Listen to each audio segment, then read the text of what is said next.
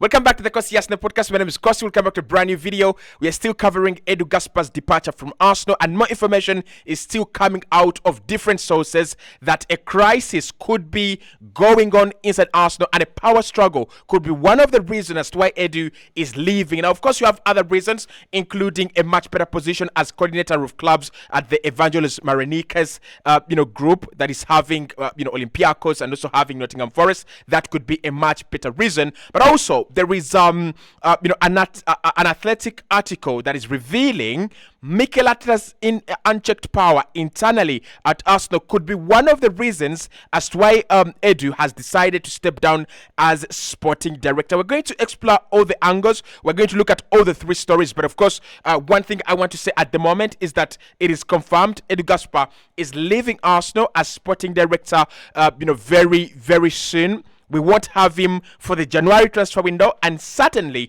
we won't have him for the transfer window that is coming this coming year. And again, I think it explains a very, very big part of the reasons as to why he had a very poor transfer window last summer. I think there was a lot of disagreement between Edu Gaspar and Mikel Arteta on who to bring in, who goes, who stays.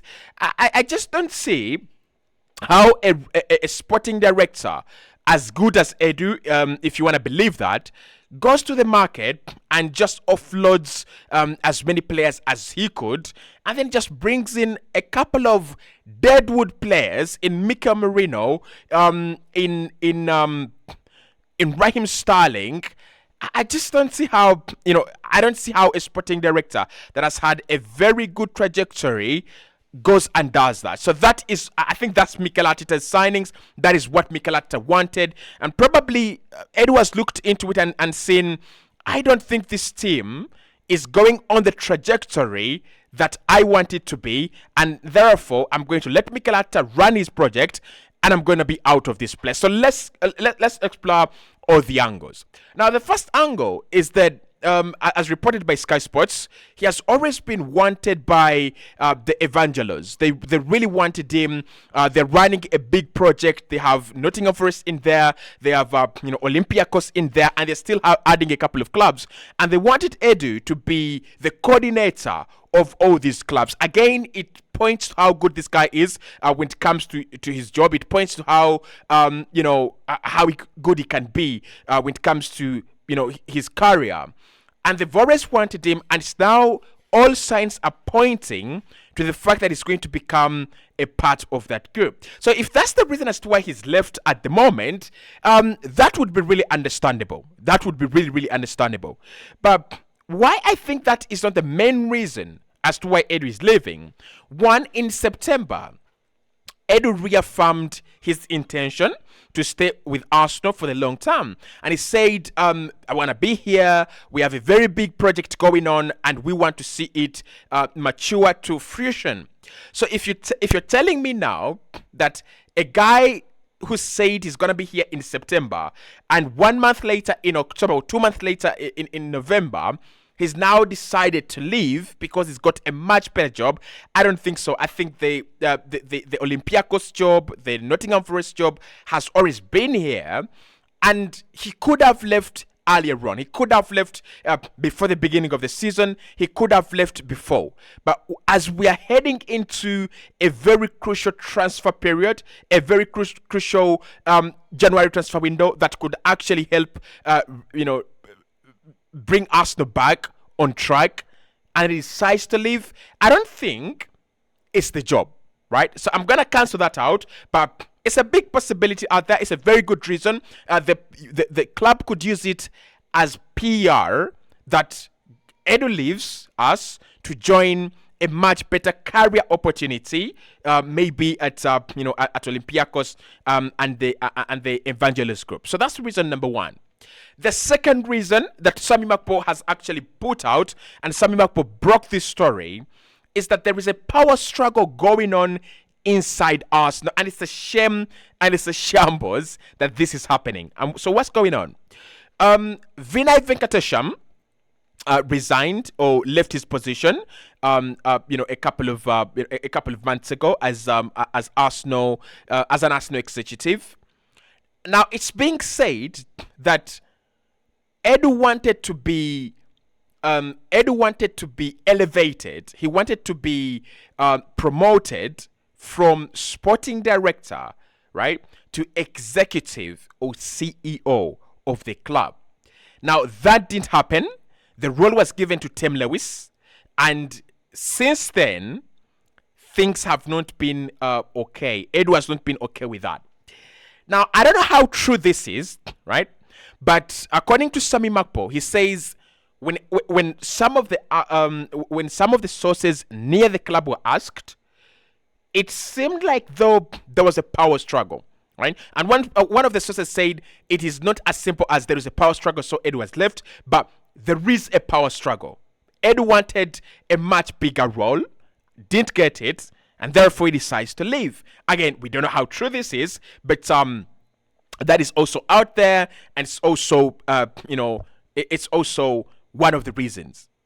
Now, the reason that I really believe at the moment, right, and this is not because Mikel Arteta is getting onto our nerves as fans, but it's a real possibility.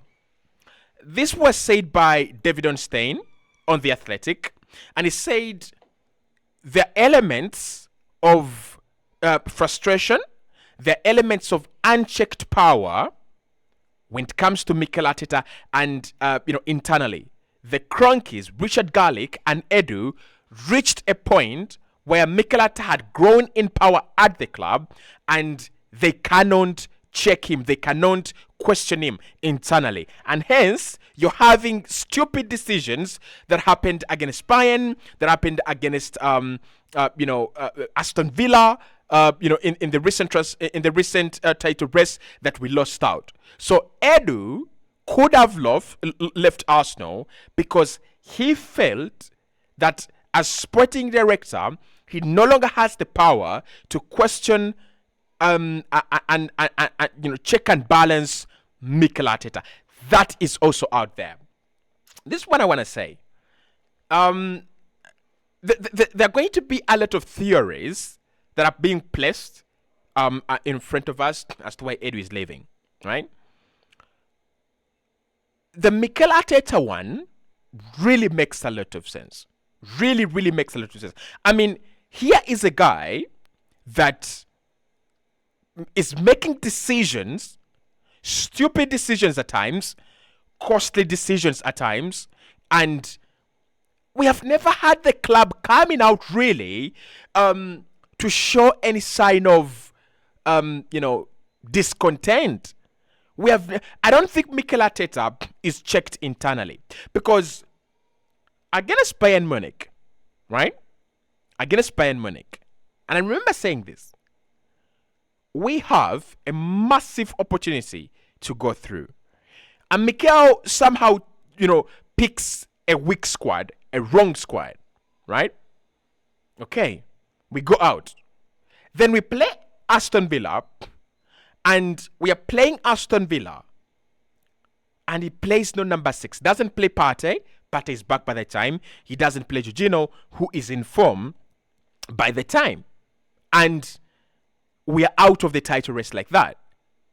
So if Edu is leaving because of Mikel Arteta's growing power and unchecked power, then that means we have to go and get a guy, like I said in the first video, you have to go and get a guy that is more powerful than Mikel Arteta. A guy that is going to remind Mikel Arteta that you're below sporting director, and therefore your contract can be cancelled anytime and you can be given matching orders. I don't think Edu was capable of doing that.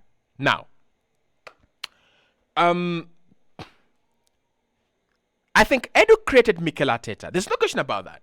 Edu created Mikel Arteta because if we remember very well, Arteta comes into Arsenal as this, young sporting director, young manager without any experience. He comes into this Arsenal team, without any, without any, pedigree, without any credit on his CV, and Edu gives him the chance. He believes in him, and he's certainly become one of the good managers in the league because of Edu. At some point in time, I reached a point where I was asking, are these signings and these decisions that we are making coordinated, right? Or is Edu doing Mikel Arteta's bidding? I'll give you an example. When we signed Raheem Sterling, can you honestly believe that Arsenal went to the market, a market that had Chiesa, a market that had Nico Williams, a market that had Bakayoko, right? A market that had, we had so many wingers that we could sign or we could have signed, right? Is someone really saying that among all the names that were available, Arsenal saw and chose Raheem Sterling? I don't think so. And you can see the pattern. Jesus should have left last summer because you're not going to make more money out of him. I mean, his contract is running down and he's having poor performances by the day. So that is a Mikel Arteta signing. Zinchenko, that is a Mikel Arteta signing.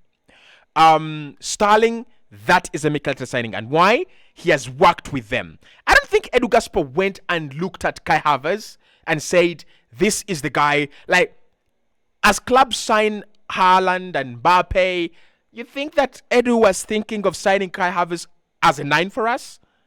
Instead of Gyökeres, instead of Vlahovic? I don't think so. So, this could become a real problem for Arsenal. If Mikel Arteta's power is not checked, if Gaspar has left because of Mikel Arteta's unchecked power, if it is not checked, I think we're heading for disaster. I think we are heading for like real turmoil.